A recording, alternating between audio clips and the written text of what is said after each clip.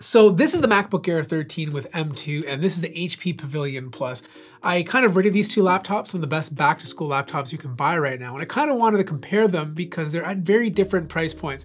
The MacBook Air 13, if you buy the version with a 512GB SSD, retails for about $13.99. If you are planning on buying the base model with 256GB of storage, I recommend just buying the M1 Air MacBook because you're gonna save yourself a lot of money and you're gonna get much better drive speeds.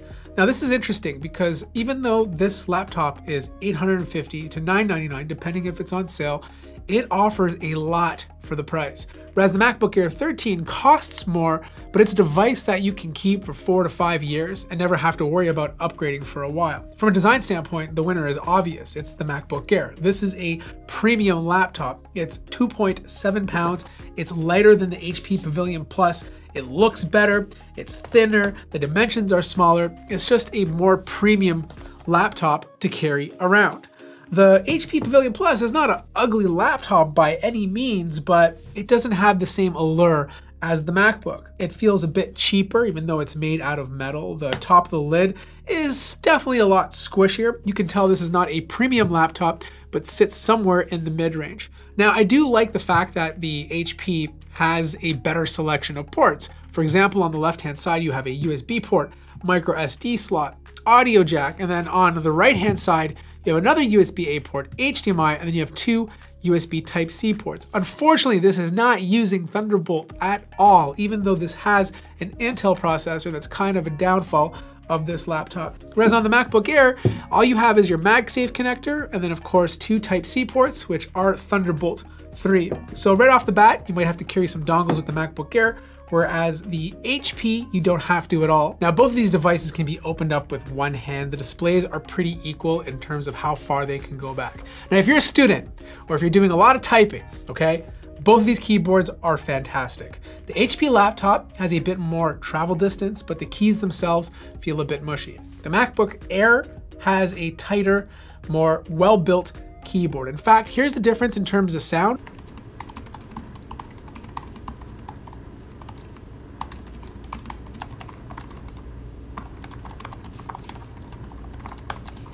Touchpads on both of these devices are absolutely massive, but in terms of accuracy and precision, the MacBook Air is still the gold standard. This is good, but it's not as good as the MacBook Air. They both have fingerprint scanners. The HP happens to be above the sticker placement, which is actually not bad. And the MacBook Air is embedded into the power button, which gets Touch ID.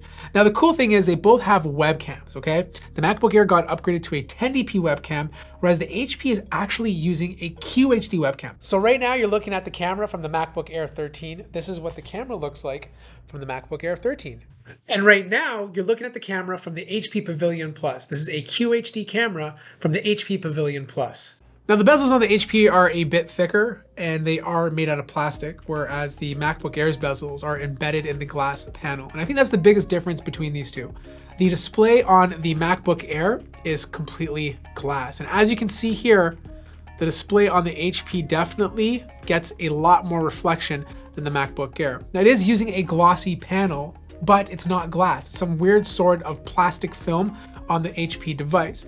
But the kicker is you do get a better display with the Pavilion. And this is where I think it's very interesting because for under $1,000, you're getting a 2.8K OLED display, 90 Hertz. It has slightly better color accuracy than the MacBook Air and a wider color gamut. The only difference is that the MacBook Air can get a little bit brighter. It's not enough to be like, oh my God, I have to have the MacBook Air display instead, but it's enough to be noticeable if you're watching HDR. Now granted, I'd rather be staring at this OLED display any day of the week over the IPS one, but it really comes down to personal preference. If you're gonna be doing a lot of content consumption, then you're gonna appreciate the OLED display. If you're just gonna be using this to type notes and general productivity, then quite frankly, it really doesn't matter. But performance might be the most important thing to you, and it really depends on what you're doing. You can pretty much do anything with either of these devices except for game at full speed.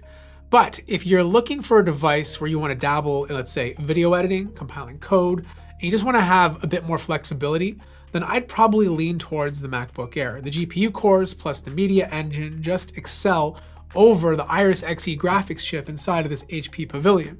But if most of the stuff you're doing is CPU related, then they kind of tie, you know? Like for example, I compiled Mozilla Firefox on both of these machines, and the HP Pavilion did it faster using the i7-12700H CPU. But if you're editing video or using After Effects or Blender, which I don't think you should on a device like this, then the MacBook Air is going to have the advantage.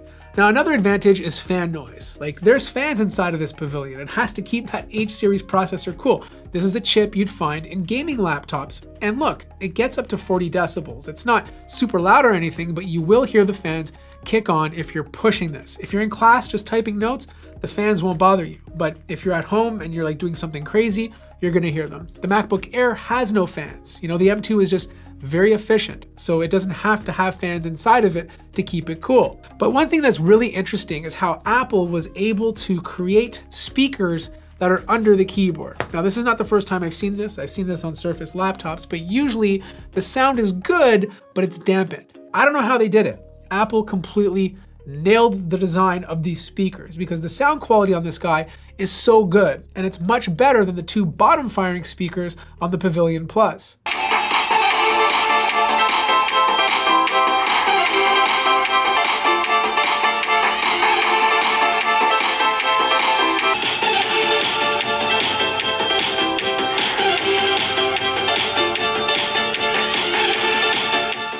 Now, for some people, having expandability is kind of important, but the downfall is there's not a lot you can expand on either laptop. MacBook Air is completely closed. Everything is soldered onto the motherboard. With the HP Pavilion Plus, RAM is soldered onto the motherboard, but you can replace the drive. So for whatever reason, if you want something bigger down the road, you have the option to swap it out.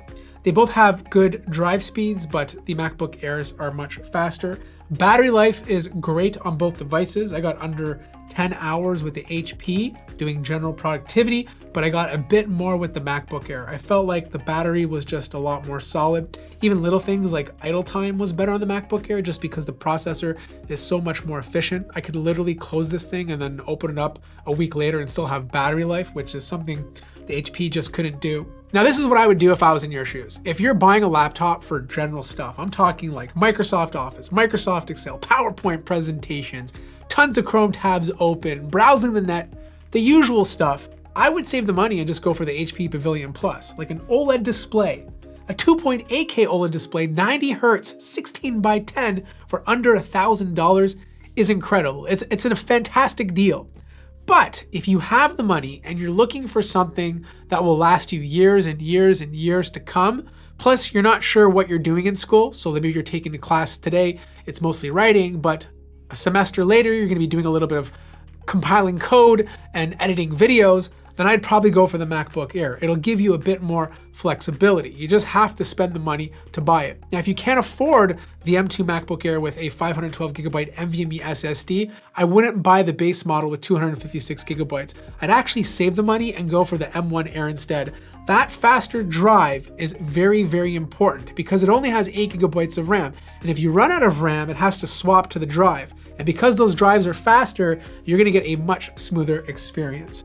Now, if you're interested in checking out either of these devices, there'll be links in the description down below. And of course, drop your comments if you have any questions at all. Like the video if you liked it, subscribe if you haven't already, and I'll see you guys in the next one.